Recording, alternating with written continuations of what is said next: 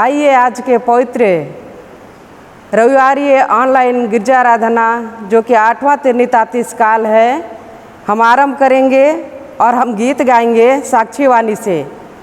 साक्षीवाणी गीत नंबर 131। साक्षीवाणी गीत नंबर 131।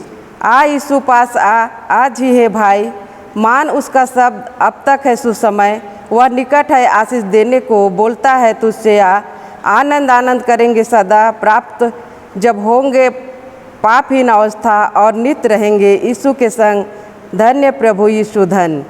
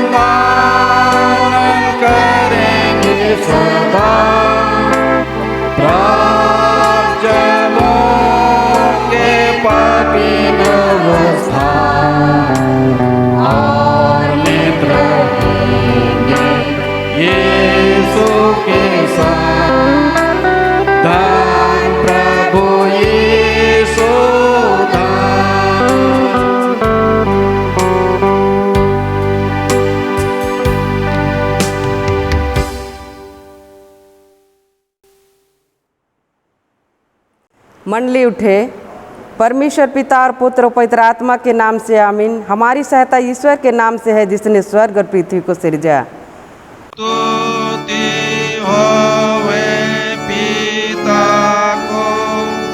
और पुत्र को और पवित्र आत्मा को, जैसा हुआ आरंभ में, जैसा है और जैसा रहेगा, सनातन से सनातन हो। आमीन।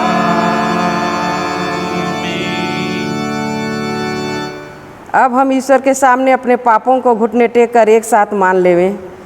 हे सर्वशक्तिमान ईश्वर दयालु पिता, हम दीनताई से अपने सब पाप और अपराधों को तेरे सम्मुख मान लेते हैं।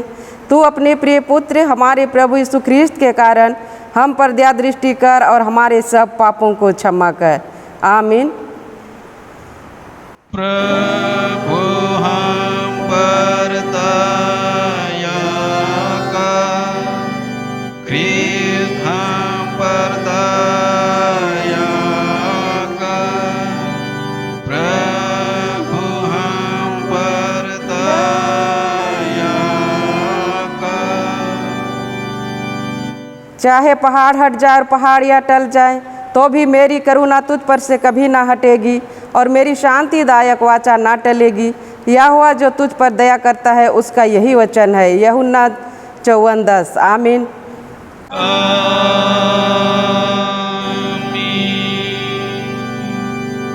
मंडली उठे, सबसे ऊंचे स्थान में ईश्वर का गुणानुवाद होवे। और पृथ्वी पर कुशल और मनुष्यों में प्रसन्नता होगी।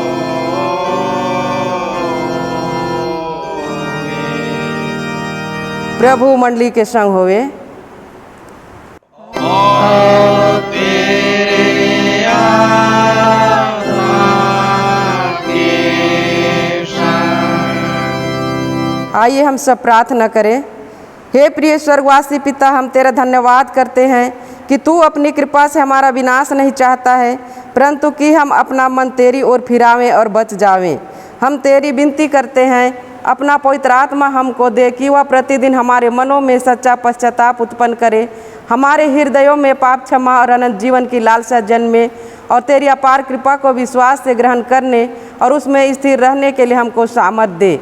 हर प्रकार की परीक्षा में हमको संभाल, जिससे अनुग्रह के द्वारा अंत में परम सुखी हो जावे, हमारे प्रभु यीशु ख्रीस्त के कारण। आमीन।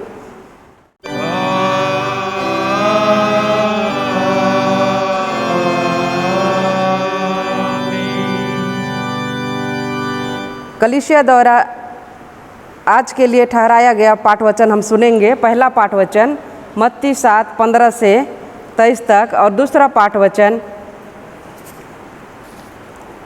यिर्मयाह 23:16 से 25 तक। भाई बहन पढ़ने आ जाएंगे। आज के लिए कलीसिया द्वारा ठहराया गया पहला पाठ वचन जो हमें मिलता है मत्ती 7:15 से 23 तक। इसमें इस प्रकार से लिखा हुआ है। मत्ती 7:15 से 23 में परमेश्वर वचन ऐसा कहता है, झूठे भविष्यवक्ताओं से सावधान रहो, जो भेड़ों के भेष में तुम्हारे पास आते हैं, परंतु अंतर में वे फाड़ने वाले भेड़िए हैं। उनके फलों से तुम उन्हें पहचान लोगे। क्या लोग झाड़ियों से अंगूर या ऊँट कटारों से अंजीर तोड़ते हैं? इसी प्रकार हर एक अच्छा पेड़ अच्छा फल लाता है और निकम्मा पेड़ बुरा फल लाता है। अच्छा पेड़ बुरा फल नहीं ला सकता और ना निकम्मा पेड़ अच्छा फल ला सकता है। जो पेड़ अच्छा फल नहीं लाता वह काटा और आग में डाला जाता है। इस प्रकार उनके फलों से तुम उन्हें पहचान लोगे। जो मुझसे हे प्रभु कहता है, उनमें से हर एक स्वर्ग के राज में प्रवेश ना करेगा, परंतु वही जो मेरे स्वर्गीय पिता की इच्छा पर चलता है। उस दिन बहुत से लोग मुझसे कहेंगे, हे प्रभु, क्या हमने तेरे नाम से भविष्यवाणी नहीं की और तेरे नाम से दुष्ट आत्माओं को नहीं निकाला और तेरे नाम से बहुत से आश्चर्य कर्म नहीं किए? तब मैं उनसे खुलकर कह दूंगा, मैंने तुमको कभी नहीं जाना। हे कुकर्म करने वालों, मेरे पास से चले जाओ। परमेश्वर पिता इस जीवित वचन के पढ़े और सुने जाने में बहुत से आशीष देवे। आमीन। आज का दूसरा पाठ वचन यिर्मयाह 23 उसका 16 से लेके 25 पद तक। इसमें परमेश्वर का जीवित वचन इस प्रकार कहता है, सेनाओं के यहोवा ने तुमसे यूँ कहा है, इन भविष्यवक्ताओं की बातों की ओर जो तुमसे भविष्यवाणी करते हैं कान मत लगाओ, क्योंकि ये तुमको व्यर्थ बातें सिखाते हैं। ये दर्शन का दावा करके यहोवा के मुख की नहीं अपने ही मन की बातें कहते हैं। जो लोग मेरा तिरस्कार करते हैं उनसे ये भविष्यवक्ता सदा कहते रहते हैं कि यहोवा कहता है तुम्हारा कल्याण होगा। और जितने लोग अपने हठ ही पर चलते हैं उनसे ये कहते हैं तुम पर कोई विपत्ति ना पड़ेगी। भला कौन यहोवा की गुप्त सभा में खड़ा होकर उसका वचन सुनने और समझने पाया है, या किसने ध्यान देकर मेरा वचन सुना है? देखो, यहोवा की जलजलाहट का प्रचंड बवंडर और आंधी चलने लगी है और उसका झोंका दुष्टों के सिर पर जोर से लगेगा। जब तक यहोवा अपना काम और अपनी युक्तियों को पूरी ना कर चुके तब तक उसका क्रोध शांत ना होगा। अंत के दिनों में तुम इस बात को भली भांति समझ सकोगे। ये भविष्यवक्ता बिना मेरे भेजे दौड़े जाते हैं और बिना मेरे कुछ कहे भविष्यवाणी करने लगते हैं। यदि ये मेरी शिक्षा में स्थिर रहते तो मेरी प्रजा के लोगों को मेरा वचन सुनाते और वे अपनी बुरी चाल और कामों से फिर जाते। यहोवा की यह वाणी है, क्या मैं ऐसा परमेश्वर हूँ जो दूर नहीं निकट ही रहता हूँ? फिर यहोवा की यह वाणी है, क्या कोई ऐसे गुप्त स्थानों में छिप सकता है कि मैं उसे देख ना सकूं? क्या स्वर्ग और पृथ्वी दोनों मुझसे परिपूर्ण नहीं हैं? मैंने इन भविष्यवक्ताओं की बातें भी सुनी हैं जो मेरे नाम से यह कहकर झूठी भविष्यवाणी करते हैं, मैंने स्वप्न देखा है, स्वप्न। यहाँ तक। परमेश्वर पिता जीवित वचन के पढ़े और सुने जाने बहुत अच्छा आशीष दे। आमीन। वचन पढ़ने वाले भाई बहनों को मंडली की ओर से बहुत बहुत धन्यवाद। तेरा धन्यवाद हुए हे ख्रिस्त यीशु। हालेलुया।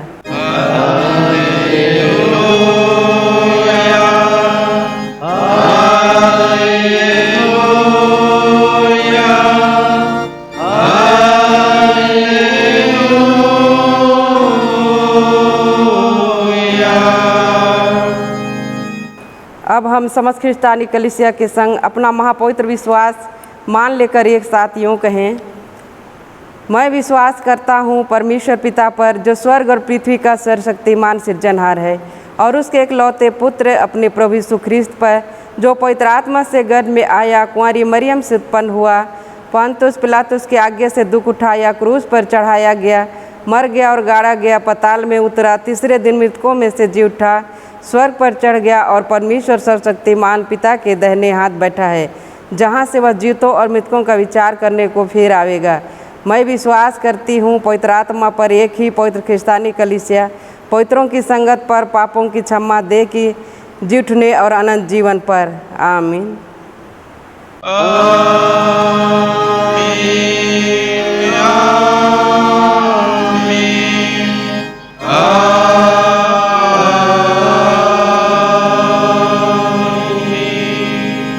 मंडली बैठे, आइए हम बीच में हम लोग गीत गाएंगे साक्षी वाणी से ही। साक्षी वाणी 243, साक्षी वाणी 243। मैं यीशु के नूर में साथ चलूँगा, दिन और रात उसके पीछे मैं चलूँगा, नूर में चलूँगा, पीछे चलूँगा, यीशु मेरा मुंजी मसलूक।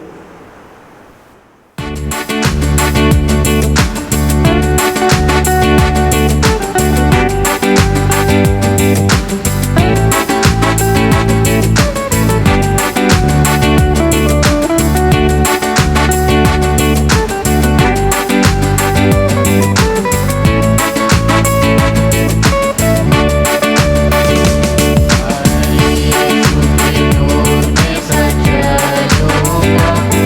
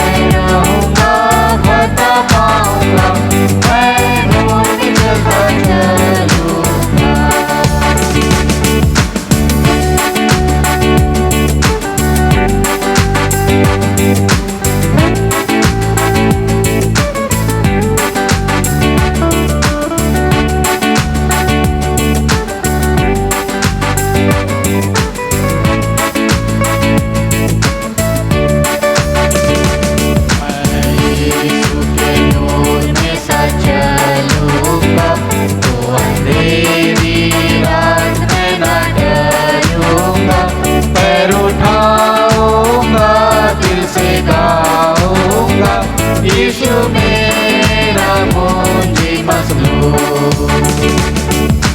चलते चलते नूर में यीशु के साथ हालेलुया चलते चलते थामता यीशु के हाथ नूर में मैं रहूँगा पता पाऊँगा मैं नूर में चलता चलूँगा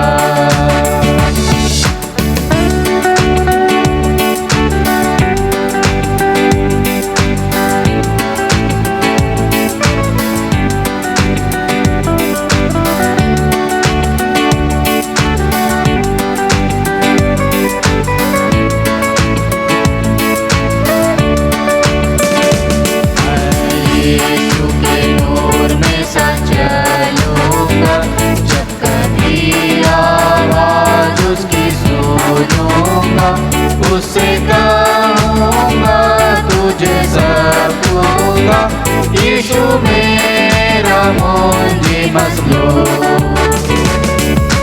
चलते चलते नूर में यीशु के साथ हालेलुया चलते चलते थामता यीशु के हाथ नूर में मैं रहूँगा पता पाऊँगा मैं नूर में चलता चलूँगा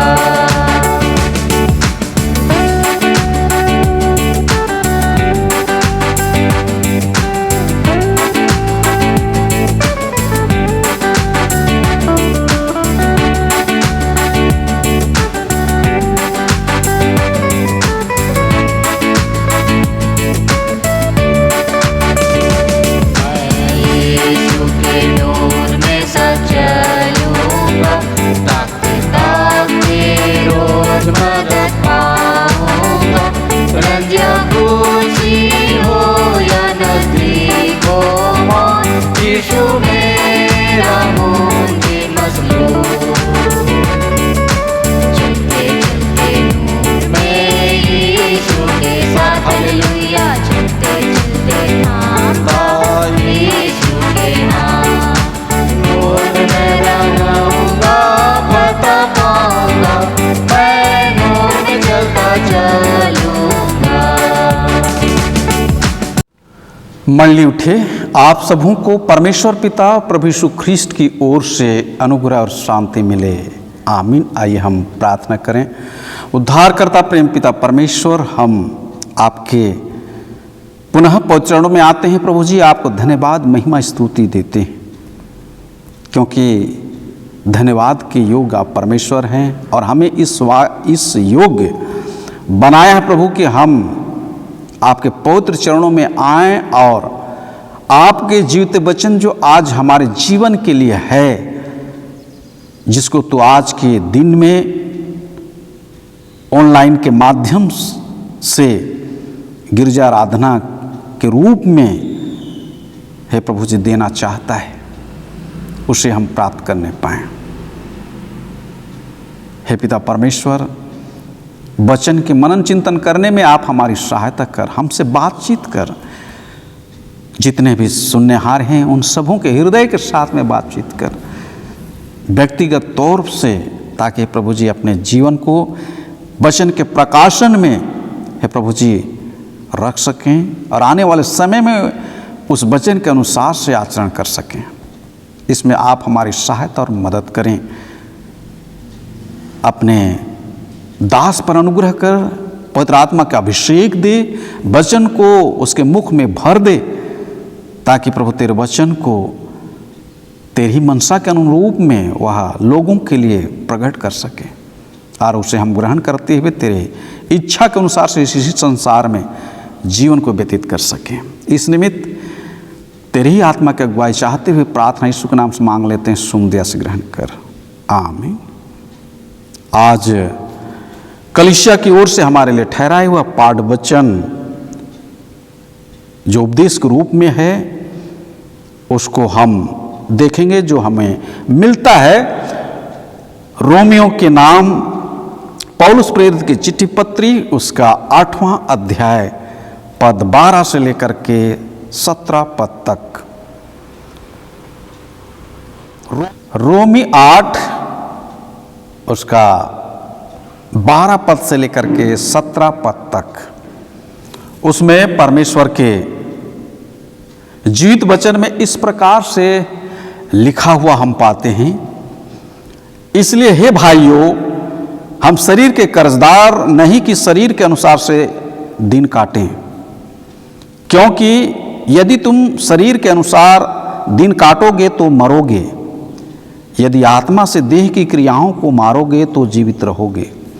इसलिए कि जितने लोग परमेश्वर के आत्मा चलाए चलते हैं वे ही परमेश्वर के पुत्र हैं, क्योंकि तुमको दासत्व की आत्मा नहीं मिली कि फिर भयभीत हो, परंतु लेपालकपन की आत्मा मिली है, जिससे हम हे अब्बा, हे पिता कहकर पुकारते हैं। आत्मा आप ही हमारी आत्मा के साथ गवाही देता है कि हम परमेश्वर की संतान हैं, और यदि संतान हैं तो वारिस भी, वरन परमेश्वर के वारिस और मसीह के संगी वारिस हैं, कि जब हम उसके साथ दुख उठाएं तो उसके साथ महिमा भी पाएं। यहाँ तक आमीन। मंडली बैठ जाए। ख्रिस्त में प्यारो, परमेश्वर की बड़ी अनुग्रह और दया हम पर हुई है कि आज हम फिर से एक बार उसके पवित्र वचन को, उसके वचन के माध्यम से जो बाइबल के रूप में हमारे बीच में है, उसमें से रोमी 8 उसके 12 पद से लेकर के 17 पद तक में हम आज सुन सकते हैं, क्योंकि परमेश्वर जो उसके पुत्र पुत्रियां हैं उनसे वह चाहता है कि वे परमेश्वर के इच्छा के अनुसार से परमेश्वर को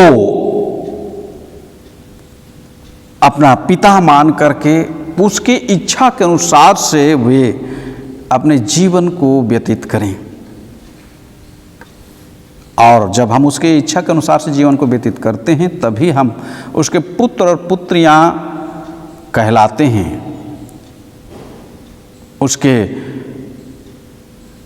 संगी भाई, संगी वारिस और सगा और संबंधी के रूप में हम जाने जाते हैं। क्योंकि आज के उपदेश पाठ वचन जिसको हमने पढ़ा उसका 14 पद को यदि हम पढ़ें तो उसमें परमेश्वर का जीवित वचन इस प्रकार से लिखा है, इसलिए कि जितने लोग परमेश्वर के आत्मा के चलाए चलते हैं वे ही परमेश्वर के पुत्र हैं। क्योंकि जितने लोग परमेश्वर के आत्मा के चलाए चलते हैं वे ही परमेश्वर के पुत्र हैं। दूसरे शब्दों में यदि हम कहें तो मत्ती रचित सुसमाचार उसके 12वें अध्याय उसके 49-50 पद में भी है, यीशु उस भाई को जिसको वह उसके पास में आया था कि लोगों के संदेश को वह यीशु को पहुंचाए कि उसके भाई और उसके बंधु अर्थात तो उसकी माता, उसके भाई और उसकी माता यीशु मसीह से मिलना चाहते हैं। तब वह जा करके यीशु से कहा, तेरी माता और तेरे भाई तुझसे मिलना चाहते हैं। यीशु ने उससे कहा, अपने चेलों की ओर हाथ बढ़ाते हुए दिखाते हुए उसने कहा, मेरे भाई और मेरे माता ये हैं। मेरे स्वर्गीय पिता की इच्छा पर जो चलता है वही मेरे माता, मेरे भाई और बहन है। और निश्चय करके हम जब उसकी इच्छा के अनुसार से चलते हैं, जीवन व्यतीत करते हैं, तभी उसके पुत्र पुत्रियां, उसके विश्वासी, उसके संगे भाई और वारिस कहलाते हैं। आज का इसी पद से मैंने विषय दिया है, लिया है, वह इस प्रकार से है, जो आत्मा के चलाए चलते हैं वे ही परमेश्वर के पुत्र हैं।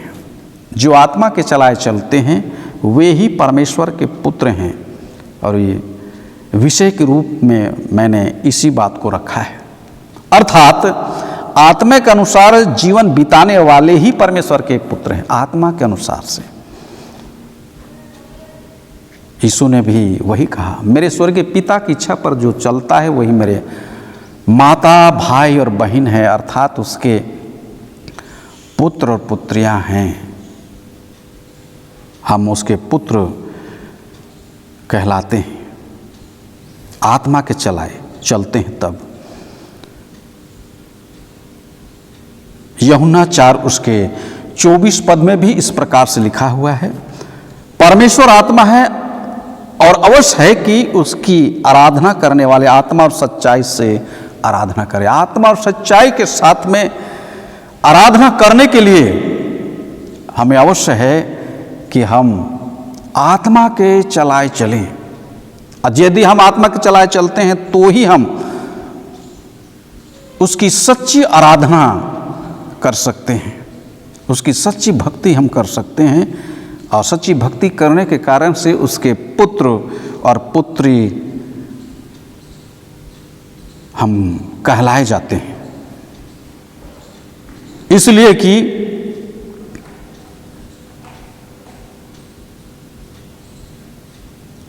यदि आज के उपदेश पाठ वचन को देखें और उसमें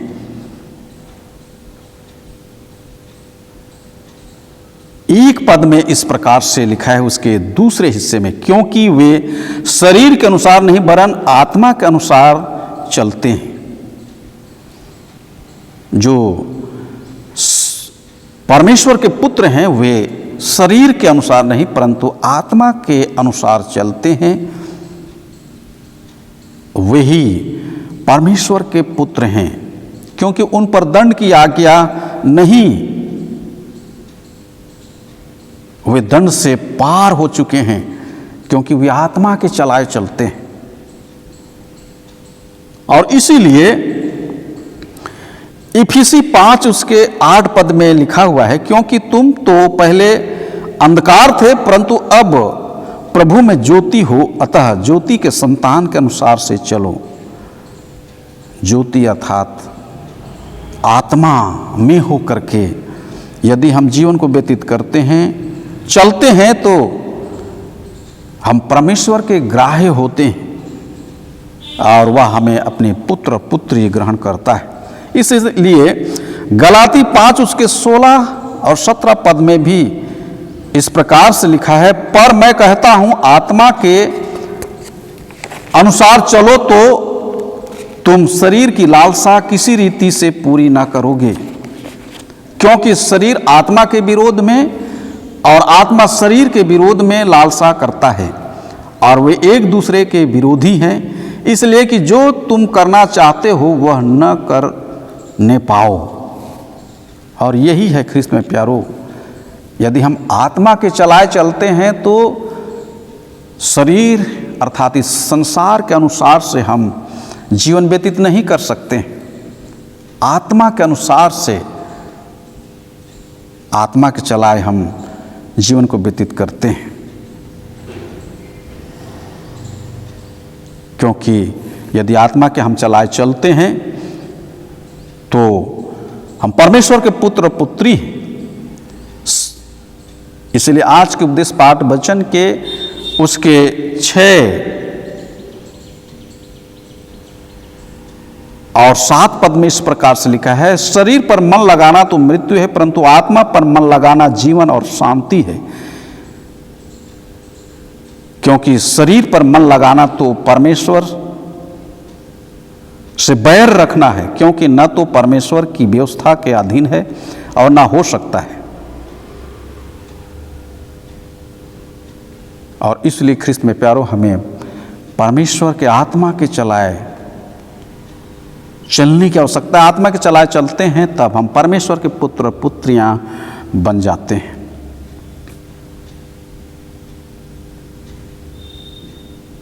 और इसलिए आज के उपदेश वचन के 16 पद में भी इस प्रकार से लिखा है, आत्मा आप ही हमारी आत्मा के साथ गवाही देता है कि हम परमेश्वर के संतान हैं। यदि हम आत्मा के चलाए चलते हैं तो हम परमेश्वर के संतान हैं, क्योंकि आत्मा आप ही हमारी गवाही देता है।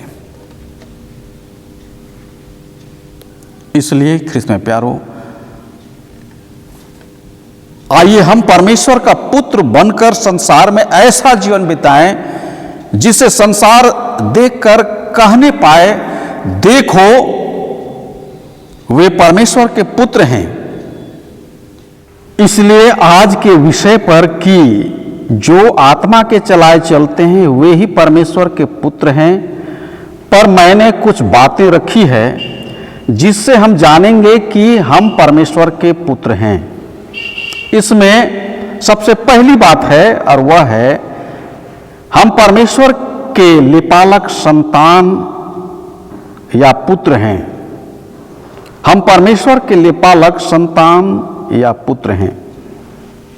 जिस प्रकार से संसार में लोग जिनके बच्चे नहीं होते वे दूसरे के बच्चे को कानूनी प्रक्रिया कर गोद लेकर अपनी संतान बना लेते हैं, वैसे ही परमेश्वर ने हमें भी पाप से छुड़ाकर अपने पुत्र यीशु मसीह के पवित्र लहू के द्वारा अपना लेपालक संतान बना लिया है। लेपालक संतान बना लिया है और इसी को लेपालक कहते हैं। गोद लिया हुआ या प्रतिज्ञा के पुत्र, गोद लिया हुआ या प्रतिज्ञा के पुत्र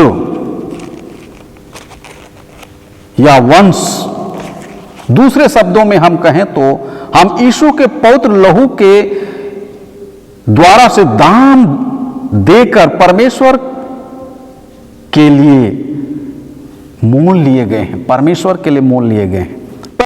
क्योंकि पहला कोरिन्थ 6:19-20 पद में इस प्रकार से लिखा हुआ है, क्या तुम नहीं जानते कि तुम्हारा देह पवित्र आत्मा का मंदिर है जो तुम में बसा हुआ है और तुम अब अपने नहीं रहे क्योंकि दाम देकर मोल लिए गए हो। अर्थात हमें परमेश्वर ने अपने पुत्र यीशु मसीह के पवित्र लहू के द्वारा मोल लिया, अपना लेपालक पुत्र पुत्री बना लिया। दूसरे शब्दों में हम कहें तो वह हमें गोद ले लिया। इसी को इब्रानी उसका 2 उसका 14 से 15 यदि हम उसमें पढ़ें, उसमें भी यही बात लिखी है, दाम लेकर के तुम मोल लिए गए हो। यीशु के लहू के द्वारा से दाम लेकर के तुम मोल लिए गए हो। हम मोल लिए गए हैं, दाम लेकर के परमेश्वर के लेपालक पुत्र पुत्री बन गए हैं। इसीलिए गलाती 4 उसके 5 पद में इस प्रकार से लिखा हुआ है, ताकि व्यवस्था के अधीनों को मोल लेकर छुड़ा ले और हमको लेपालक होने का पद मिले। जो व्यवस्था में थे, अर्थात व्यवस्था के अनुसार से अपने जीवन को हम व्यतीत करते थे, जिससे हमारा उद्धार नहीं हो रहा था, जिससे हम छुटकारा को नहीं प्राप्त करने रहे थे, परमेश्वर ने व्यवस्था के अधीनों को मोल लेकर के छुड़ा लिया और लेपालक होने का पद दिया, अर्थात उसके पुत्र पुत्री होने का वह अधिकार दिया। इसलिए आज के उपदेश वचन रोमी 8 उसके 15 पद में इस प्रकार से लिखा हुआ है, क्योंकि तुमको दासवत की आत्मा नहीं मिली कि फिर भयभीत हो, परंतु लेपालकपन की आत्मा मिली है, जिससे हम हे अब्बा हे पिता कह करके पुकारते हैं। लेपालकपन या लेपालक पुत्र पुत्री परमेश्वर ने हमें बना करके एक अधिकार दिया है कि हम उसे हे अब्बा हे पिता कह करके पुकार सकते हैं। और उसके पुत्र पुत्रियों को ही, जैसे यीशु मसीह को पुत्र होने के कारण से उसे हे अब्बा हे पिता कहने का अधिकार है, वैसे ही हमें भी लेपालक पुत्री और पुत्र उसने बना लिया है। इसलिए इफिसी 1 उसके 5 उसके 7 पद में इस प्रकार से लिखा है, अपनी इच्छा के भले अभिप्राय के अनुसार हमें अपने लिए पहले से ठहराया कि यीशु मसीह के द्वारा हम उसके लेपालक पुत्र हों। उसके लेपालक पुत्र, वह हमें छुटकारा दे करके व्यवस्था के अधीनों को छुड़ा करके उसने लेपालक पुत्र उसने ठहरा दिया है, बना लिया है। और इसलिए ख्रिस्त में प्यारो हमें लेपालक पुत्र जबकि परमेश्वर ने हमें बनाए हैं, उसके अनुसार से परमेश्वर के इच्छा के अनुसार अर्थात परमेश्वर के आत्मा के चलाए आज हमें चलने की आवश्यकता है, ताकि हम परमेश्वर के पुत्र लेपालक पुत्र बने रहें। क्योंकि रोमी 9 उसके 4 और 9 पद तक में उसमें इस प्रकार से लिखा हुआ है, वे इस्राएली हैं और लेपालकपन का अधिकार और महिमा और वाचाएं और व्यवस्था और उपासना और प्रतिज्ञाएं उन्हीं की है। पुरखे भी उन्हीं के हैं और मसीह भी शरीर के भाव से उन्हीं में से हुआ। सबके ऊपर परम परमेश्वर युगानुयुग धन्य हो। परंतु यह नहीं कि परमेश्वर का वचन टल गया, इसलिए कि जो इस्राएल के वंश के हैं वे सब इस्राएली नहीं, और न अब्राहम के वंश होने के कारण सब उसकी संतान ठहरे। परंतु लिखा है, इसहाक ही से तेरा वंश कहलाएगा। अर्थात शरीर की संतान परमेश्वर की संतान नहीं, परंतु प्रतिज्ञा की संतान वंश गिने जाते हैं। क्योंकि प्रतिज्ञा का वचन यह है, मैं इस समय के अनुसार आऊंगा और सारा के पुत्र होगा। प्रतिज्ञा के लेपालकपन का दूसरा अर्थ है प्रतिज्ञा के। प्रतिज्ञा के द्वारा से, जैसे अब्राहम से उसने प्रतिज्ञा की कि मैं तेरे ही संतान से इस कुल को आगे बढ़ाऊंगा, तेरी संतानें आशीष पाएंगी, तेरा वारिस वही होगा। और वैसे ही परमेश्वर हमें भी, जब हम उस पर विश्वास करते हैं, उसके नाम से बपतिस्मा लेते हैं, तो वह अपना लेपालक पुत्र पुत्री हमारे गुनाहों को क्षमा करके बना लेता है और हम उसके पुत्र पुत्री बन जाते हैं, लेपालक पुत्र पुत्री बन जाते हैं, जिससे हे अब्बा हे पिता कहने का हमें अधिकार प्राप्त होता है। और इसलिए आइए हम परमेश्वर के पुत्रों के समान परमेश्वर के आत्मा के चलाए चलें, ताकि हम परमेश्वर के ग्राह्य योग होने पाए। दूसरा इसी विषय के अंतर्गत मैंने रखा है वह है, हम परमेश्वर के वारिस संतान हैं। हम उसके लेपालक संतान हैं और फिर उसके वारिस। यदि हम लेपालक संतान हैं तो हमें परमेश्वर अपने वारिस संतान भी ठहराता है, जिन्हें गोद में लिया होता है। उनका जो उन्हें गोद लिए उनके सारी बातों में उनका अधिकार होता है, क्योंकि वह वारिस है। वारिस के लिए उसे गोद लिया जाता है, वारिस होने के लिए। वैसे परमेश्वर ने हमें लेपालक पुत्र पुत्री ग्रहण किया है, ताकि हम उसके वारिस संतान बने परमेश्वर के हर एक बातों में हम उसका उत्तराधिकारी, दूसरे शब्दों में वारिस का अर्थ है उत्तराधिकारी, वारिस। परमेश्वर हमें अपना उत्तराधिकारी पुत्र बनाया है, उसका वारिस संतान हम हैं।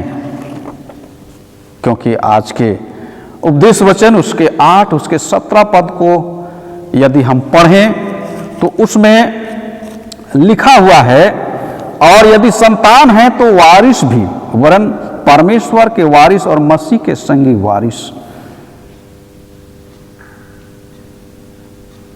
संगी वारिस कि जब हम उसके साथ दुख उठाएं तो उसके साथ महिमा भी पाएं।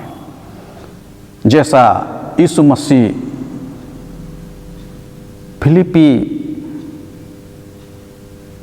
2:5 से लेकर के 10 पद तक यदि पढ़ें तो उसमें हम पाते हैं उसे यहाँ तक आज्ञाकारी रहा कि वह क्रूस की मृत्यु भी सह ली। हाँ, और इसलिए परमेश्वर ने उसे एक बड़ी महिमा दी, बड़ी महिमा दी। वैसे ही हम भी जब हम उसके वारिस हैं, लेपालक पुत्र होने के नाते उसके वारिस पुत्र भी हैं, तो जिस प्रकार से यीशु मसीह को महिमा मिली है वैसे ही आने वाले समय में हमें भी वही महिमा मिलेगी। और उसी को कुछ सप्ताह पहले हमने देखा था कि इस संसार के दुख और क्लेश उस महिमा के सामने कुछ भी नहीं है जो आने वाले समय में प्रकट होने वाली है। इसी लेपालकपन के कारण से, वारिस के पुत्र होने से वह महिमा हमें प्राप्त होगी। और इसीलिए परमेश्वर ने हमें लेपालक पुत्र पुत्री के साथ साथ में वारिस के पुत्र भी अर्थात उत्तराधिकारी के रूप में भी हमें वह ठहराया है। इसलिए गलाती 4 उसके 7 पद में इस प्रकार से लिखा हुआ है, इसलिए तू अब दास नहीं परंतु पुत्र है, और जब पुत्र हुआ तो परमेश्वर के द्वारा वारिस भी हुआ। जब हम पुत्र हैं तो परमेश्वर के द्वारा वारिस अर्थात उसके उत्तराधिकारी, उसके घर के उत्तराधिकारी जिस प्रकार से यीशु मसीह है, वैसे हमें भी जो उस पर विश्वास करते हैं, उसके आत्मा के चलाए चलते हैं, उन्हें भी वही अधिकार प्राप्त हुआ है। हम उसके वारिस हैं। इसलिए उत्पत्ति 15:3-4 में इस प्रकार से लिखा है, जब अब्राहम ने परमेश्वर से कहा, तूने मुझे वंश नहीं दिया और मैं क्या देखता हूं कि मेरे घर में उत्पन्न हुआ एक जन मेरा वारिस होगा, तब यह परमेश्वर वचन उसके पास पहुंचा, यह तेरा वारिस न होगा, तेरा जो निज पुत्र होगा वही तेरा वारिस होगा, अर्थात उत्तराधिकारी होगा। जब अब्राहम परमेश्वर से वह प्रश्न करता है कि तूने अब तक मुझे पुत्र नहीं दिया और मैं क्या देखता हूं कि मेरे घर का ही एक व्यक्ति, एक जन मेरा वारिस होगा जो मेरे घर में उत्पन्न हुआ है, तब परमेश्वर ने उससे कहा कि वह तेरा वारिस न होगा परंतु तेरा अपना निज ही जो सारा से उत्पन्न होगा वही तेरा निज होगा। परमेश्वर ने वहाँ प्रतिज्ञा किया, मैं तुझे संतान दूंगा, तेरा उत्तराधिकारी होने के लिए तेरा ही निज पुत्र होगा जो तेरी ही अपने ब्याहता पत्नी से उत्पन्न होगा। वैसे परमेश्वर ने हमें भी अपना वारिस बनाया है। वह कहता है, मैं तेरे अपराधों को मिटा देता हूँ और कभी उसे स्मरण न करूँगा। यशायाह में हम लोग पढ़ते हैं, जानते हैं, क्योंकि वह हमारा परमेश्वर है, सृष्टि करता है। और जब हम उस पर विश्वास करते हैं, भरोसा रखते हैं, आत्मा के चलाए चलते हैं तो वह हमें वारिस पुत्र बनाता है। इसे गलाती 3 उसका 29 पद में इस प्रकार से लिखा है, और यदि तुम मसीह के हो तो अब्राहम के वंश और प्रतिज्ञा के अनुसार वारिस भी। हम अब्राहम के वंश के हो करके, जैसा यीशु मसीह अब्राहम के वंश में से है, वैसे ही हम भी उसके वंश होते हुए परमेश्वर के प्रतिज्ञा के वारिस पुत्र पुत्री हैं।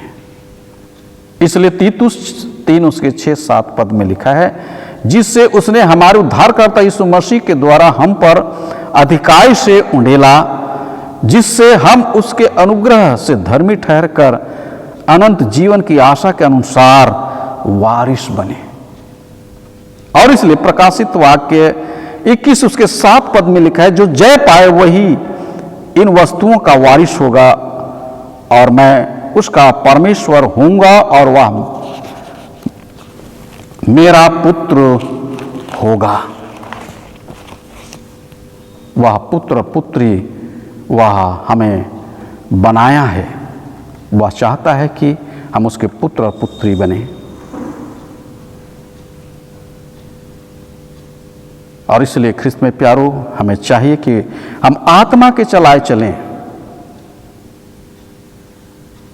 इसलिए पहला पत्रस 3 उसके 9 पद में लिखा है, बुराई के बदले बुराई मत करो और न गाली के बदले गाली दो, पर इसके विपरीत आशीष दो, क्योंकि तुम आशीष के वारिस होने के लिए बुलाए गए हो।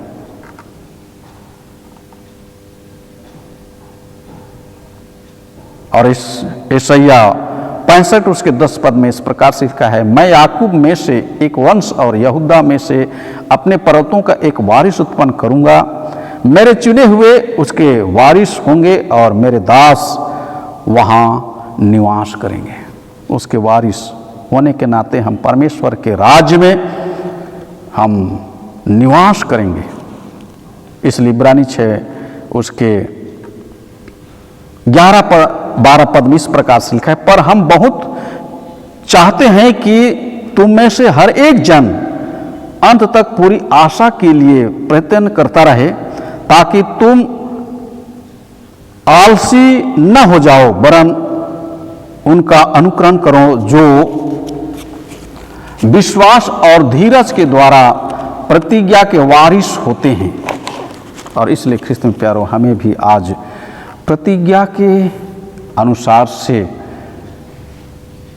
जो हमें वारिस होने का पद मिला है, अर्थात वारिस के पुत्र परमेश्वर ने हमें बनाया है, जिस प्रकार से यीशु वारिस का परमेश्वर का पुत्र है, वैसे ही हमें भी।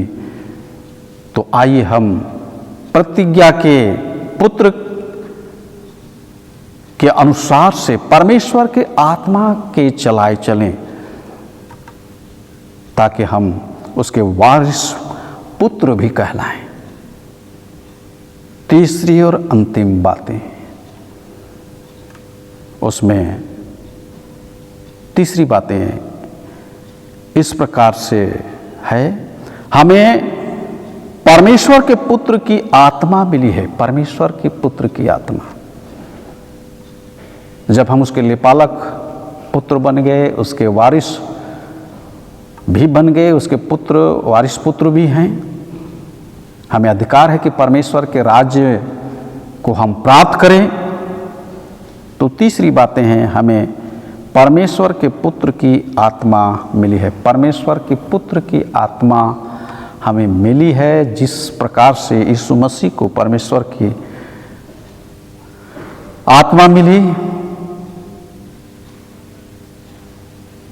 जिसको हम यशायाह उसके अगर 11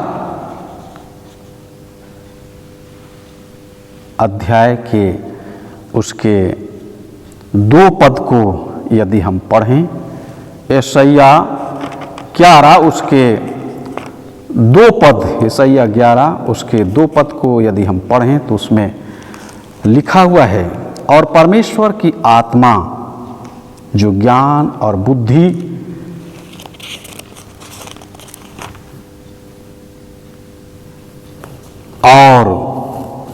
समझ का आत्मा, युक्ति और पराक्रम का आत्मा और ज्ञान और यहोवा के भय का आत्मा उस पर ठहरा रहेगा। परमेश्वर यीशु मसीह के लिए जो आत्मा दी, परमेश्वर की आत्मा दी, वह आत्मा उस पर ठहरा रहा। वैसे ही हमें भी जो उसके लेपालक पुत्र और वारिस के पुत्र हैं, हमें भी परमेश्वर की आत्मा हमें दी गई है, हमें मिली है। जब हम यीशु मसीह पर विश्वास किए तो परमेश्वर की आत्मा हमें प्राप्त हुई, जिससे हम परमेश्वर को हे अब्बा, हे पिता कह करके पुकारते हैं। हे अब्बा और हे पिता कह करके पुकारते हैं। जो आज के उपदेश पाठ वचन उसके 8, उसके 15 के आखिरी हिस्से पर लिखा हुआ है, जिससे हम हे अब्बा, हे पिता कह करके पुकारते हैं। हे अब्बा, हे पिता कह करके हम पुकारते हैं। जिस प्रकार यीशु मसीह को यह अधिकार है, गलाती 4:6 को यदि हम पढ़ें तो उसमें लिखा हुआ है, और तुम जो पुत्र हो इसलिए परमेश्वर ने अपने पुत्र के आत्मा को जो हे अब्बा, हे पिता कहकर पुकारता है, हमारे हृदयों में भेजा गया है। वह हमारे लिए दिया गया है। जैसे यीशु मसीह को मिला वैसे हमें भी मिला है। और इसी को मार्क 14 उसके 36 पद को यदि हम पढ़ें तो उसमें पाएंगे, यहाँ पर यीशु मसीह गतसेमनी बाग में, इससे पहले कि जगत के उद्धार के लिए क्रूस बलिदान करे, उस बड़े बीड़ा को वह अपने कंधों पर ले, जिस प्रकार से हम पहला पत्रस 2 उसका 24 पद में हम पढ़ते हैं, वह आप ही हमारे अपराधों को अपने कंधों पर लिए क्रूस पर चढ़ गया कि हम पाप के लिए मरकर धार्मिकता के लिए जीवन बिताएं। वैसे ही ख्रिस्त में प्यारो यीशु मसीह इस बड़े बीड़ा को लेने से पहले, अपने कंधों पर लेने से पहले, हमारे पापों को अपने कंधों पर लेने से पहले, क्रूस बलिदान होने से पहले, वह गतसेमनी बाग में अपने चेलों के साथ में प्रार्थना करने वहाँ जाता है। और ढेला फेंकने की दूरी पर जा कर के वह आप ही प्रार्थना करने लगता है। और वह यह प्रार्थना करता है, जब यीशु मसीह जगत के उद्धार के लिए क्रूस का महान दुख उठाने से पहले गतसेमनी बाग में प्रार्थना करने अपने चेलों के साथ गया और वह प्रार्थना करने लगा, हे अब्बा, हे पिता, तुझसे सब कुछ हो सकता है, इस कटोरे को मेरे पास से हटा ले, तो भी जैसा मैं चाहता हूं वैसा नहीं, पर जो तू चाहता है वैसा हो, वही हो जो तू चाहता है। यह प्रार्थना करने लगता है व्याकुल मन से, और परमेश्वर को हे अब्बा, हे पिता कह करके पुकारता है। आज के पहले और दूसरे पाठ वचन में यदि हम देखें तो झूठे नबी या झूठे भजदक्ताओं से सावधान रहने की बात कही गई है, जो बिना आत्मा पाए या बिना परमेश्वर के पुत्र और पुत्री बने परमेश्वर के वचन को लोगों के बीच में बांटते हैं। और इसलिए ऐसे लोगों के लिए परमेश्वर का वचन, परमेश्वर आप ही यिर्मयाह उसके 23 उसके 21-22 पद में इस प्रकार से वह कहता है, ये भविष्यद्वक्ता बिना मेरे भेजे दौड़ जाते और बिना मेरे कुछ कहे भविष्यवाणी करने लगते हैं। यदि ये मेरी शिक्षा में स्थिर रहते तो मेरी प्रजा के लोगों को मेरे वचन सुनाते और वे अपनी बुरी चाल और कामों से फिर जाते। बुरी कामों से वे फिर जाते, परंतु ये मेरा बिना भेजे बिना कहे झूठे भविष्यवक्ता दौड़ जाते हैं। और परमेश्वर ने हमें इस प्रकार से आदेशित किया है, परमेश्वर ने कहा है, और ऐसा कह करके प्रचार करते हैं, परंतु उनके प्रचार से किन्हीं का जीवन परमेश्वर की ओर लौट करके नहीं आता है। वे अपने बुरी चाल से नहीं फिरते, और इसलिए परमेश्वर कहता है यदि मेरे वचन को ये सुनाते तो वे अपनी बुरी चाल से फिरते, मेरे प्रजा बुरी चाल से फिरते। और ख्रिस्त में प्यारो, इसलिए जब हमें परमेश्वर के आत्मा हमने पाया है, परमेश्वर के द्वारा से जो उसने हमें दिया है, अपना पुत्र हमें बनाया, अपनी आत्मा दी, तो हमें चाहिए कि परमेश्वर के आत्मा के चलाए चलें। और यदि आत्मा के चलाए चलते हैं तो परमेश्वर के आज्ञा का हम पालन करेंगे, उसके वचन का प्रचार उनके लिए करेंगे कि लोगों का जीवन परमेश्वर की ओर लौट आए, वे अपने बुरे कामों को छोड़ करके परमेश्वर की ओर फिर आवें और वे बच जावें। यह हिजकिय्याह 33:11 में यही कहा है, दुष्ट के मरने से परमेश्वर प्रसन्न नहीं होता है, परंतु वह अपना जीवन परमेश्वर की ओर लौटा करके ले आए, बुरी चालों को छोड़ करके, तो वह बच जाएगा। हे इस्राएल तू क्यों मरे, कहता है। और उसी को मत्ती 7 में भी जो आज के उपदेश के सहायक पाठ वचन के रूप में है, मत्ती 7 उसका 16 से 20 पहले पाठ वचन के रूप में, उसमें भी हम देखते हैं, उसमें भी इस प्रकार से लिखा है, यदि हम उसके पुत्र की आत्मा पाए, उसके पुत्र और पुत्रियां हैं, हम अपने परमेश्वर के आत्मा के चलाए चलें।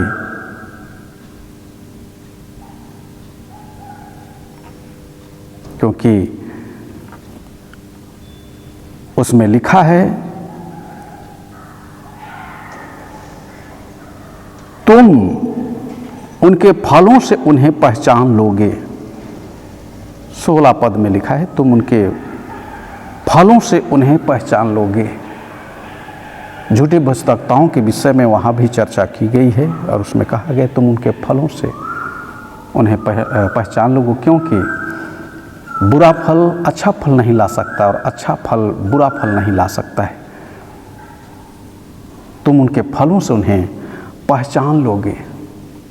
और यदि हम परमेश्वर के आत्मा के पाए अपने आप को समझते हैं, परमेश्वर के पुत्र पुत्री कहलाते हैं, तो हमें चाहिए कि हम अपने कामों, अपने फलों के द्वारा से पहचाने जाएं। याकूब विशेष करके आज के उपदेश पाठ वचन को हम देखते हैं, और जो आज का विषय है वह यही कहता है, हम आत्मा के चलाए चलें तो हम परमेश्वर के पुत्र हैं, और जो आत्मा के चलाए नहीं चलते हैं वे परमेश्वर के पुत्र नहीं हैं। और जिससे यदि वे परमेश्वर के पुत्र नहीं हैं तो हे अब्बा, हे पिता कह करके पुकारने का भी अधिकार उनको नहीं है। परंतु यदि हम आज के विषय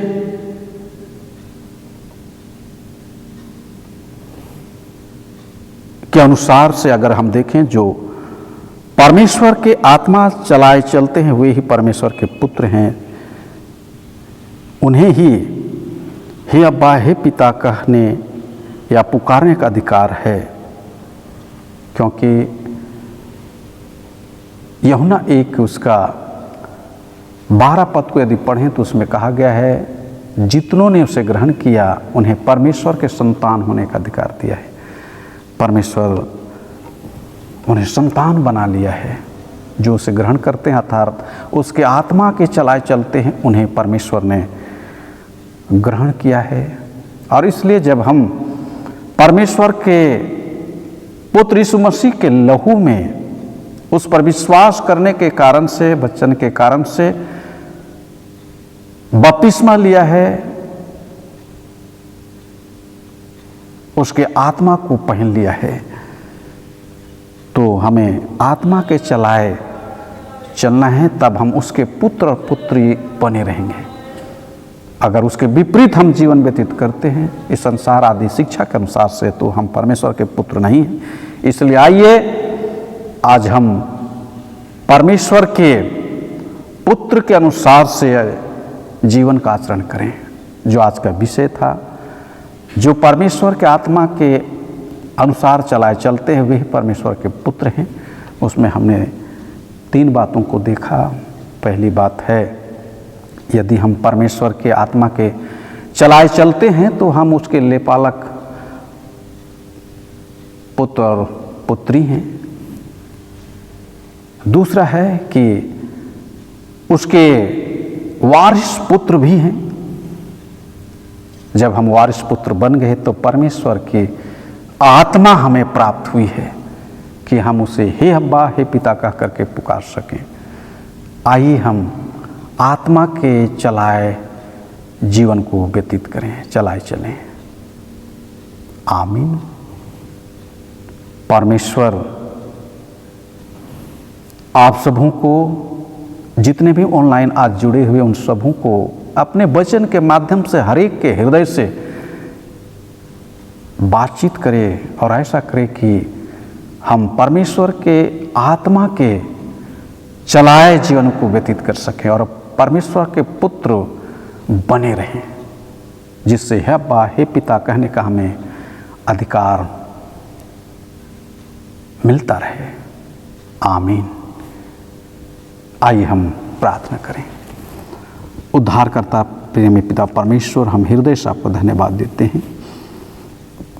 निश्चय प्रभु, जबकि आपकी आत्मा विश्वासी होने के नाते हमें दी गई है कि हम आपके आत्मा के अनुसार से जीवन को व्यतीत करें, आत्मा के चलाए चलें, तो हम आपके पुत्र कहलाएंगे, आपके पुत्र और पुत्री बने रहेंगे।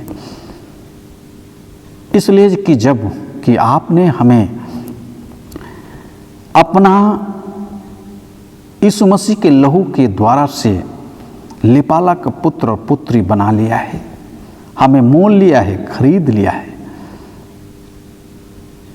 और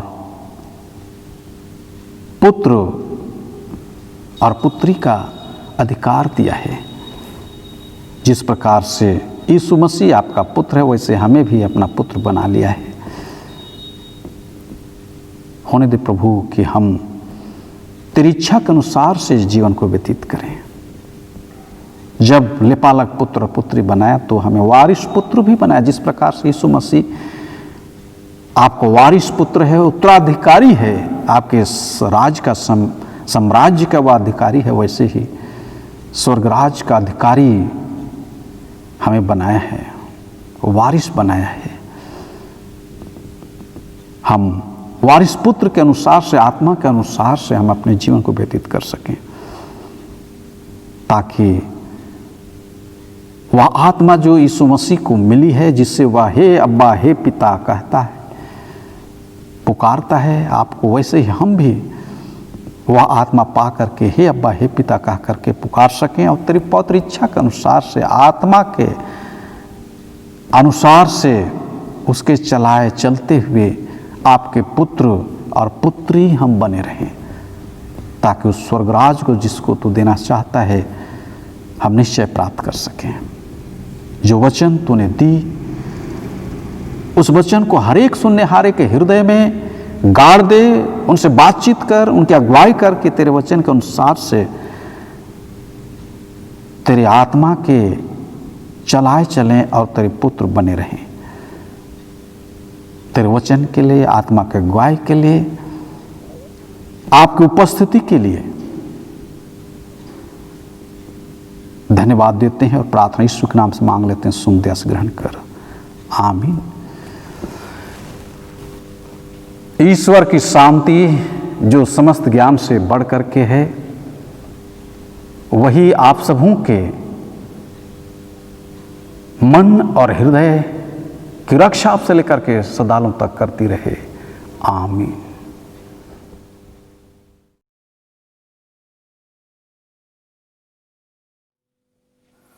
आइए हम लोग समाचार सुनेंगे जो इस प्रकार से है।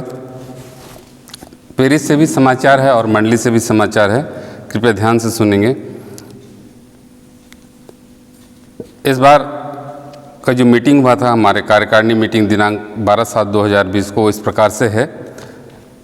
पिछले मिनट से उठने वाली बातें प्रस्तावक श्री विश्राम लकड़ा एवं प्रचारक फिल्मोन तिर्की समर्थन किया।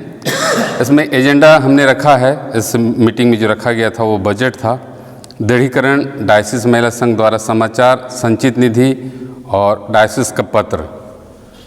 तो इसमें सबसे पहले एजेंडा में बात किया गया वो इस प्रकार से है। बजट सत्र 2020-21 का बजट बनाना है और बजट फॉर्म कोषाध्यक्ष के द्वारा दिया जाएगा। दूसरा दृढ़ीकरण का है।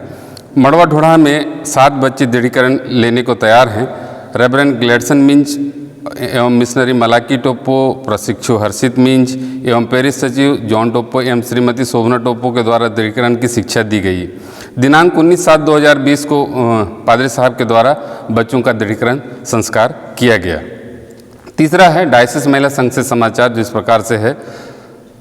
श्रीमती शोभना टोप्पो जो क्षेत्रीय सचिव हैं डायसिस की, उनके द्वारा महिला समाचार इस प्रकार से दिया गया कि डायसिस महिला संघ ने के द्वारा मास्क वितरण के लिए कहा गया था हर एक पेरिस को, और महिला संघ के अध्यक्ष श्रीमती विनीत दबोरा एक्का एवं शोभना टोप्पो एवं पादरी ग्लेडसन मिंज के द्वारा कार्यकारिणी मीटिंग में 12 मंडलियों को मास्क का वितरण किया गया। और इस प्रकार पेरिस सचिव के द्वारा भी साबुन की अतिरिक्त व्यवस्था की गई थी और साबुन का भी वितरण किया गया। यह डायसिस महिला संघ की ओर से कहा गया था कि प्रत्येक मंडली में जो विशेष ध्यान देने योग्य बातें ये हैं कि जो मास्क नहीं खरीद सकते हैं, हमारे मंडलियों में ऐसे कई लोग हैं जो मास्क नहीं खरीद सकते। जो सक्षम है उनके लिए ये मास्क नहीं है, परंतु जो खरीद नहीं सकते हैं उनके लिए मास्क है, तो इसको अन्यथा न लें। और ये सिर्फ उनके लिए है जो मास्क खरीद नहीं सकते। हमारे मंडलियों में ऐसे लोग हैं, उन्हीं के लिए वितरण किया गया। आगे है संचित निधि। जैसा कि प्रतिवर्ष की भांति इस वर्ष भी हम अपने संचित निधि को अर्पण करेंगे, जो हमारे कलीसिया द्वारा ठहराया गया है, और वो माह अगस्त में इसको हमको अर्पण करना है। अन्य बातें में था सेंट्रलाइज आ रहा है। प्रत्येक मंडली के प्रत्येक सदस्य एवं पंचगण धन्यवाद के पात्र हैं, क्योंकि इस पैंडेमिक सिचुएशन में, महामारी के सिचुएशन में भी हम अपने मुट्ठी को बंद नहीं किए हैं और हम खोल रहे हैं, इसलिए हमारा सेंट्रलाइज प्रत्येक मंडली से ठीक ठाक आ रहा है। ये इस पंचगण और प्रत्येक मंडली के भाई बहन इसके लिए धन्यवाद के पात्र हैं। अन्य बात में है पेरिस महिला संघ द्वारा ऑनलाइन समाज शुरू किया गया है। और तीसरा है पेरिस कार्यकारिणी द्वारा निर्णय लिया गया है कि ऑनलाइन आराधना महिला समाज, युवा समाज चलाया जा रहा है, और ऑनलाइन प्रोग्राम में काफ़ी परिश्रम लगता है और पैसा भी लगता है। इसलिए बेटा प्रदीप खल को और विजय लकड़ा को अनुदान के रूप में कुछ राशि हम देने का निर्णय किए हैं, वो 2000 रुपये है। चिट्ठी पत्री में है डायोसिस निर्वाचन आयोग का पत्र दिनांक 17/2/2020 पत्र क्रमांक चुनाव 42/42 द्वारा सूचित किया गया है कि श्री निरंजन कुजूर को कोरबा पेरिस का प्रतिनिधित्व सौंपा गया है डायसिस बैठक में भाग लेने के लिए। तो इस प्रकार से यह पेरिस का समाचार था। मंडली समाचार में सुनेंगे। आप सबों को बहुत बहुत धन्यवाद कि आप लोग ऑनलाइन चर्च आराधना में शामिल होते हैं। तो इसलिए हमने निर्णय लिया है कि गिरजा आराधना करने के लिए चारों क्षेत्र को प्रति इतवार रविवार को समय दिया जाए। जिस प्रकार हम पहले भी करते थे कि पाठ वचन गीत गाने का जो पारी देते थे वो क्षेत्र वाइज देते थे, तो अगले माह से हम लोग इसको कंटिन्यू करना चाह रहे हैं। और सबसे पहला है कि पहला रविवार में हमारे एससीएल क्षेत्र का पारी रहेगा, पाठ वचन का पढ़ने का और गीत गाने का। और इसी रीति से अब दूसरा रविवार जो होता था, हम CSCB क्षेत्र का रहता था और उसमें हम पाठ वचन के लिए हम CSCB के भाई बहनों को से भी निवेदन करेंगे कि दूसरे सप्ताह में पाठ वचन एवं गीत की प्रस्तुति जरूर करें। और तीसरा रविवार में डिंगापुर को पाठ वचन पढ़ने एवं गीत गाने का अवसर रहेगा। और चौथा रविवार को बालको क्षेत्र को पाठ वचन और गीत गाने का पारी रहेगा। और इसी रीति से जैसा कभी कभी हमारा 5वां सप्ताह भी होता है तो उसमें महिला संघ और युवा संघ बारी बारी से करके पाठ वचन और गीत की तैयारी करेंगे।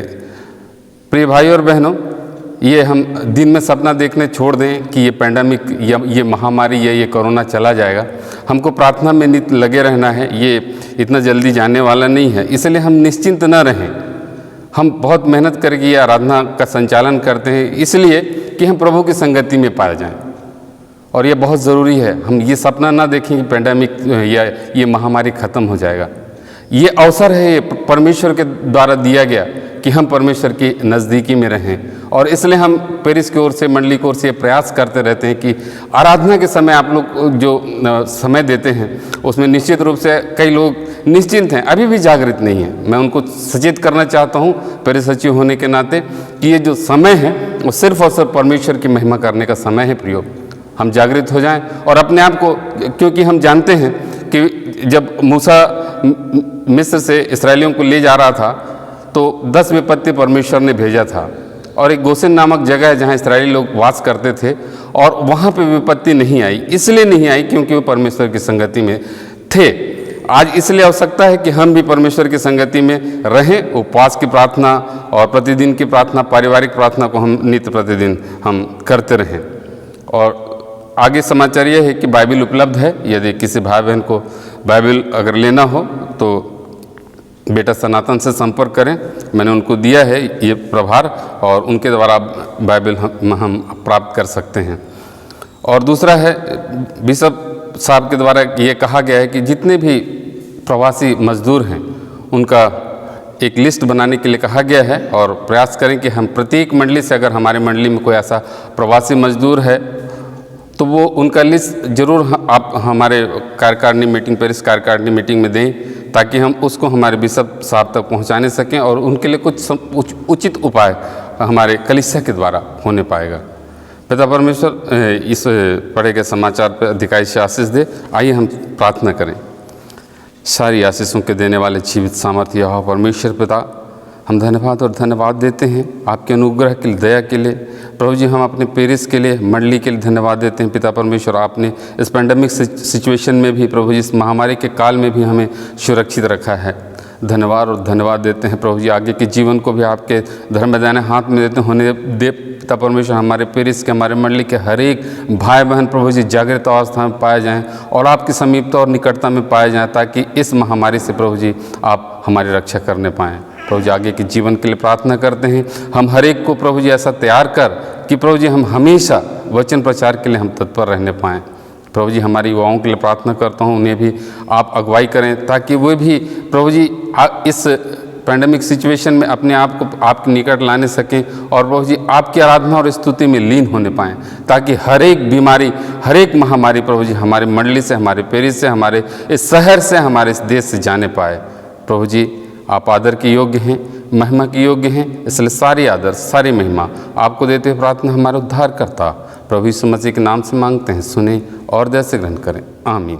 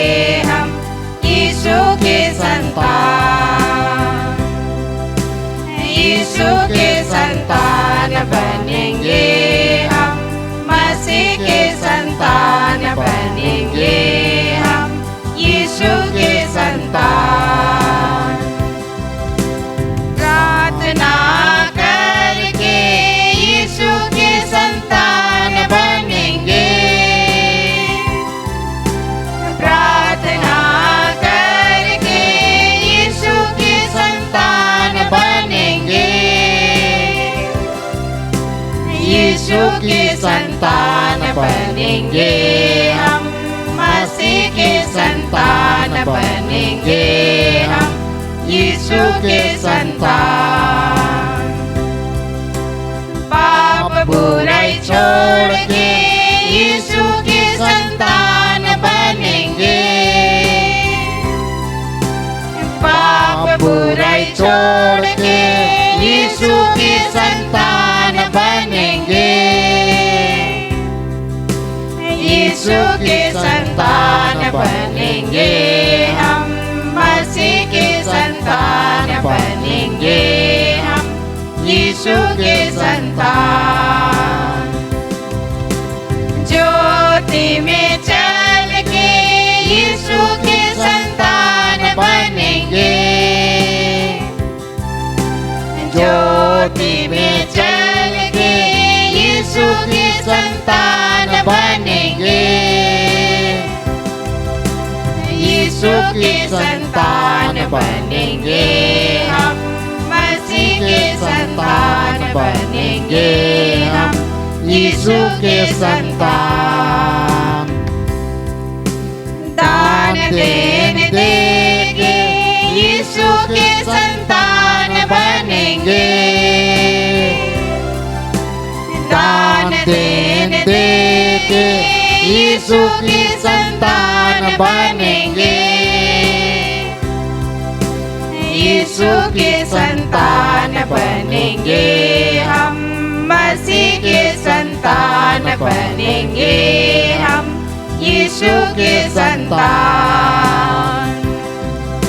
यीशु के संतान बनेंगे हम, मसीह के संतान बनेंगे हम, यीशु के संतान, यीशु के संतान।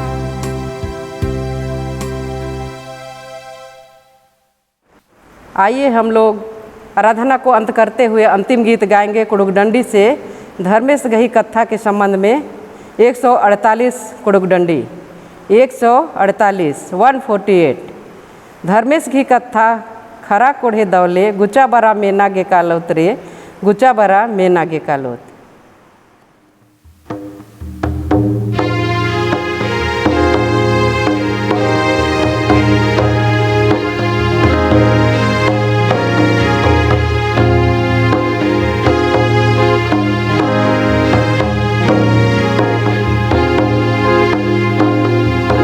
धर्मेश घी कथा खरा कोढ़े दौले गुचा बरा मेना गे कालोत रे गुचा बरा मेना गे कालोत।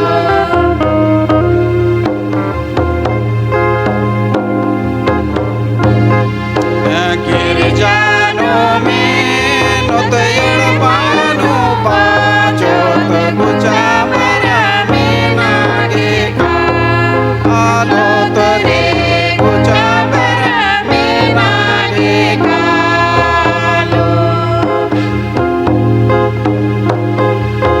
धर्मेश घी कथा खरा कोढ़े दौले गुचा बरा मेना गे कालोत रे गुचा बरा मेना गे कालोत।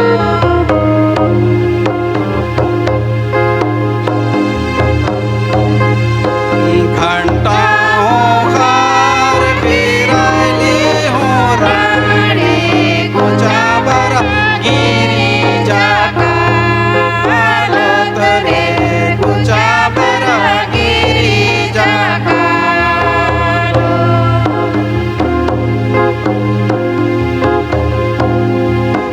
धर्मेश घी कथा खरा कोढ़े दौले गुचा बरा मेना गे कालोत रे गुचा बरा मेना गे कालोत।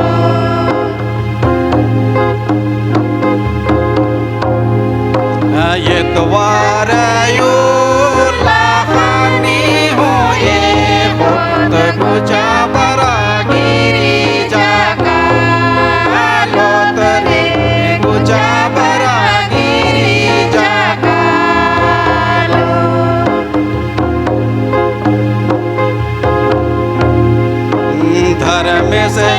कथा खरा कोड़े दौले गोचा बरा में नागे का पालो तरी गोचा बरा में नागे का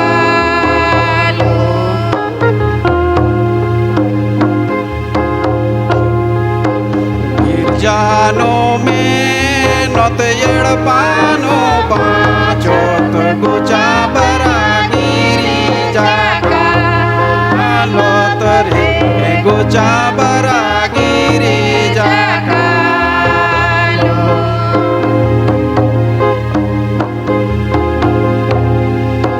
धर्म से गे का था खरा कोड़े दौले गोचा बरा में नागे का आलो तरे गोचा बरा में नागे का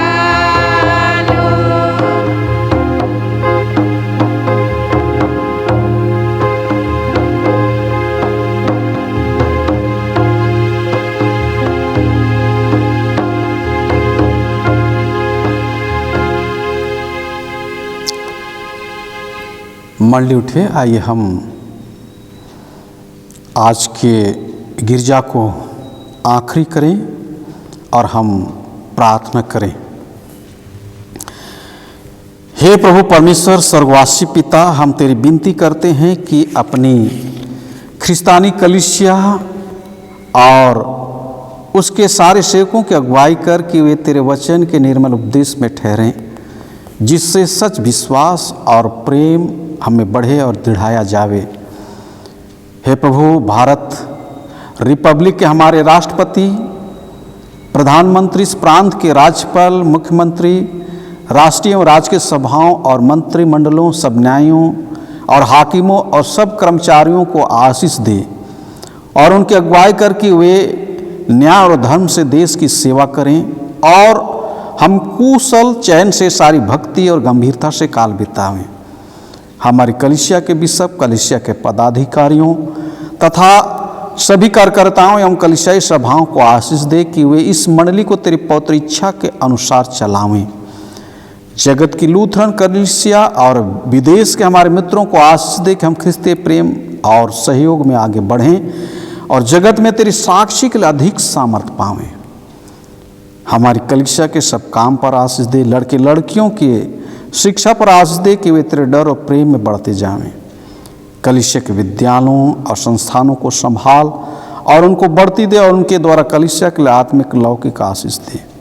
खेती बाड़ी, हर काम, उद्यम, नौकरी, व्यवसाय, श्रम को सफल कर, जिससे हर कोई सुविवेक से तेरे आगे चले और अपनी जीविका पावें। अपनी कृपा से उन सबों पर दृष्टि कर जो कंगालपन, रोग, नाना प्रकार की सकेती और दुख में हैं, उनको शांति दे। हम प्रार्थना करते हैं हमारे कलीसिया पेरिस मंडली के अंतर्गत, हे प्रभु, जितने भी गतिविधियां हैं उन पर तेरी आशीष हो। इस लॉकडाउन के बीच में जहां, हे प्रभु, सामूहिक तौर पर एकत्र होकर के, इकट्ठे होकर के तेरी उपासना आराधना करना संभव नहीं, इसके बीच में, हे पिता परमेश्वर, वे तुझे भूले ना, परंतु तेरे पवित्र चरणों में रह करके जो अवसर उन्हें मिला है, परिवार में रह करके, एक छोटी इकाई होकर के तेरे पवित्र संगति में वे जुड़े रहें, उस संगति में वे बने रहें। हम प्रार्थना करते हैं प्रभु जी, इस प्रकार से हर एक जन, जैसे हे प्रभु कोई क्यों न हो, आपके पवित्र संगति में जुड़ा रहे। हम प्रार्थना करते हैं विशेष करके आज हमारे पेरिस मंडली के अंतर्गत जितने में रोगी और दुखी हैं, उनके लिए प्रभु, उनके पास में तू पहुँच, अपने सामर्थ्य हाथ से उन्हें छू करके चंगाई दान दे कि वे चंगे होकर के तेरे पवित्र चरणों में अपने जीवन को व्यतीत करने पाएँ। हम उनके लिए भी जो हताश और निराश हैं, संसार ने उन्हें दबाए रखा है, चाहे वो किसी प्रकार से आर्थिक मंदी हो, चाहे भूखमरी हो, चाहे हे प्रभु कोई अपने जीवन को लेकर के अशांति में हो,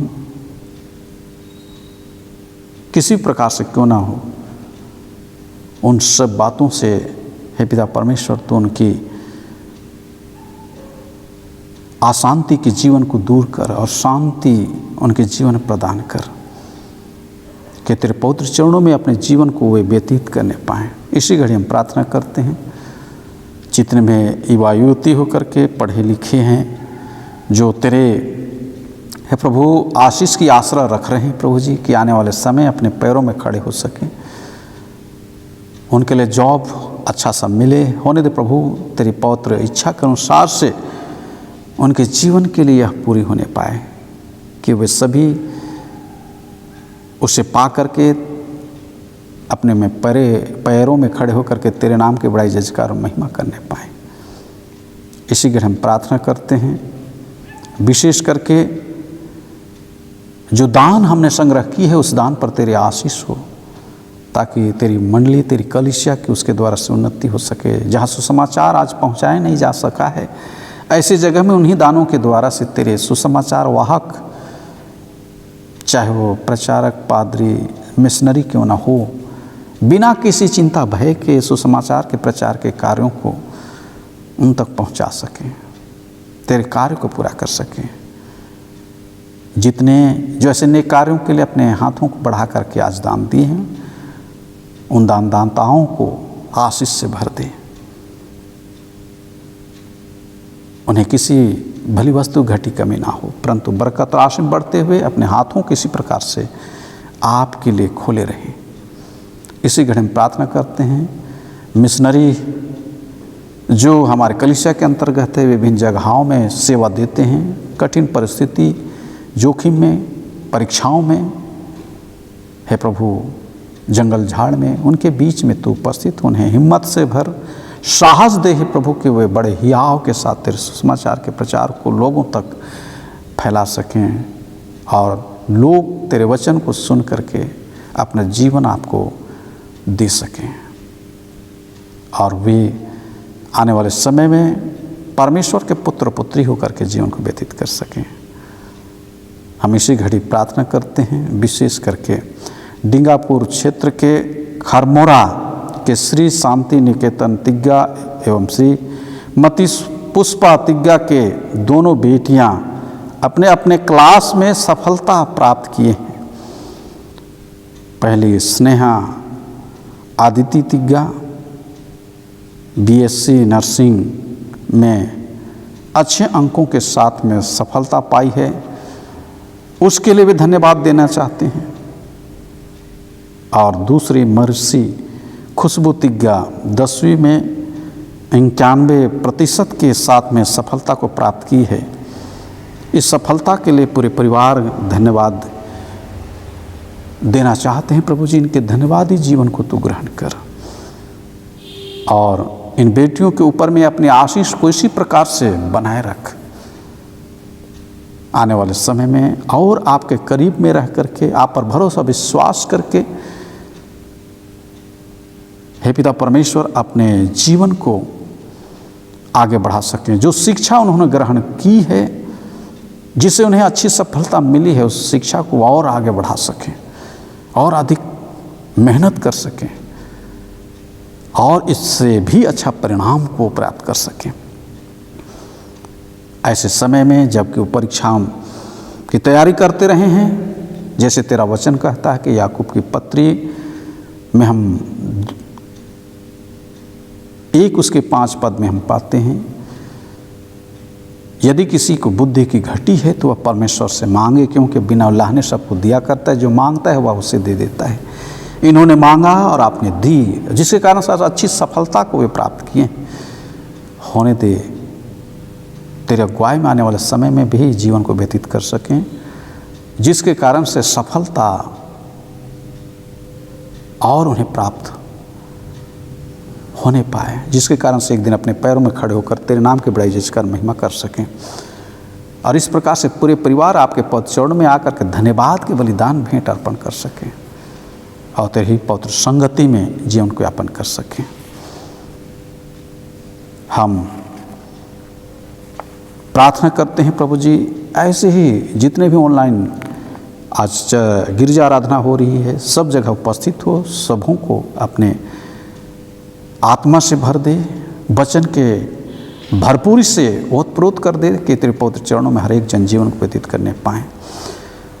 हमारी कलीसिया के सब भाई बहनों की रक्षा कर जो दूसरे जगहों में दूसरे देशों में चले गए हैं, कि वे सब जोखिम और परीक्षाओं में विश्वासी ठहरें। हम उनके लिए भी तेरी विनती करते हैं जो मंडली से निकाले गए व उलट हुए हैं, उन पर दया कर कि वे सच्चे पश्चाताप से तेरी ओर फिरें। सब मनुष्यों का त्राणी ठहर, उन पर जो अंधेरे में बैठे मुक्ति का उजला प्रकाश कर। हमको अपस्तापी मृत्यु से बचा और अंत को अपने प्रिय पुत्र हमारे प्रभु यीशु ख्रिस्ट के द्वारा सोन और स्वर्गराज में ग्रहण कर। आमीन। हे हमारे पिता, तू जो स्वर्ग में है, तेरा नाम पवित्र माना जावे, तेरा राज आवे, तेरी इच्छा जैसे स्वर्ग में वैसे पृथ्वी पर भी होवे। हमारे प्रतिदिन की रोटी आज हमको दे, और हमारे अपराधों को क्षमा कर जैसे हम भी अपने अपराधियों को क्षमा करते हैं। और हमको परीक्षा में मत डाल, परंतु बुराई से बचा, क्योंकि राज और पराक्रम और महत्तम सदा तेरे ही हैं। आमीन।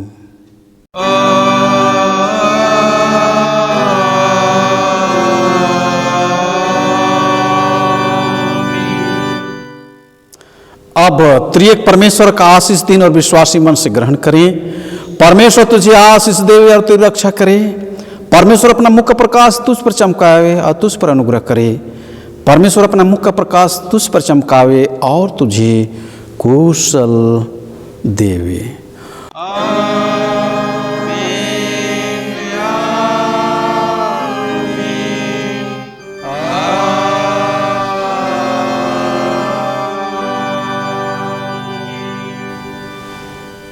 यीशु है। आप सबों को बहुत बहुत धन्यवाद।